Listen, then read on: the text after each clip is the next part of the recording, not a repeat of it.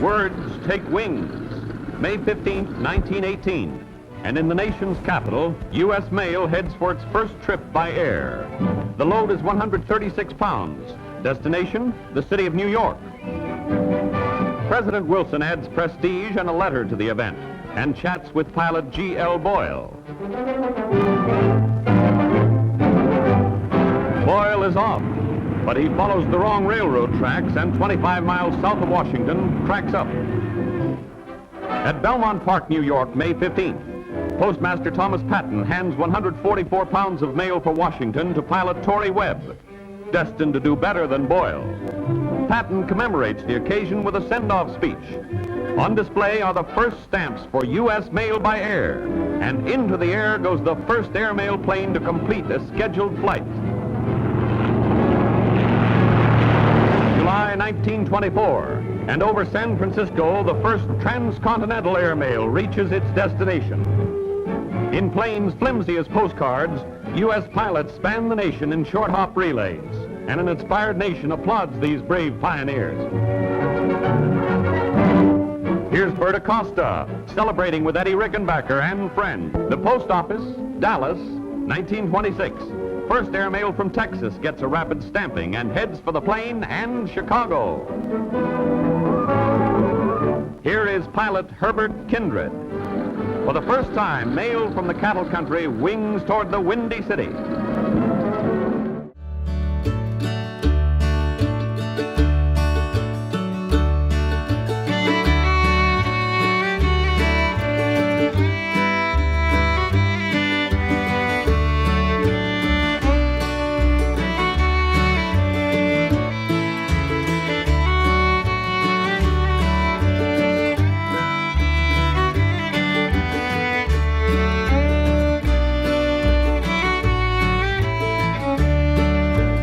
The airfield was first located at McGurr Road, then later moved to Waterman at the corner of routes 23 and 30. The Waterman location was perfect because it was along the first transcontinental airmail route and in line with the Omaha-Chicago mail route. Because there were no instruments in planes, pilots had to navigate by landmarks, making night flights tricky. Beacons were positioned miles apart of the ground to guide pilots. One of the beacon lights was installed at Waterman. Along with the rotating beacon and weather bureau, there was a terminal, hangar, gas station, and restaurant. The grass field opened in 1929 with a 3-day dedication and celebration event. The celebration included visitors who traveled more than 50 miles, plane rides in a Ford Trimotor, parachute jumps, stunt flying, and a concert presented by the DeKalb Municipal Band.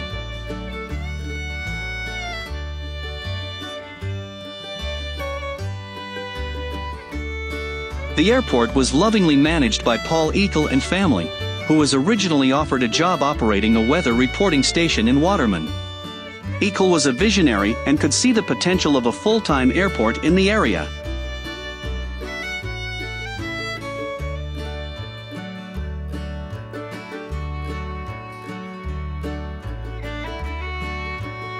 In 1933, Jake the Barber Factor was being held in the DeKalb County Jail in Sycamore, awaiting trial in Chicago.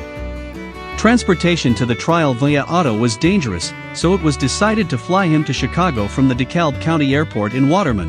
That day, officers blocked the gates to the field. Everyone who was at the airfield was ordered to stay where they were. A Northwest Airways plane landed and taxied to the terminal while cars appeared on Route 23 and entered the field. Jake the Barber was rushed aboard the plane. The plane took off immediately and headed for Chicago. Jake's testimony put the bad guys away.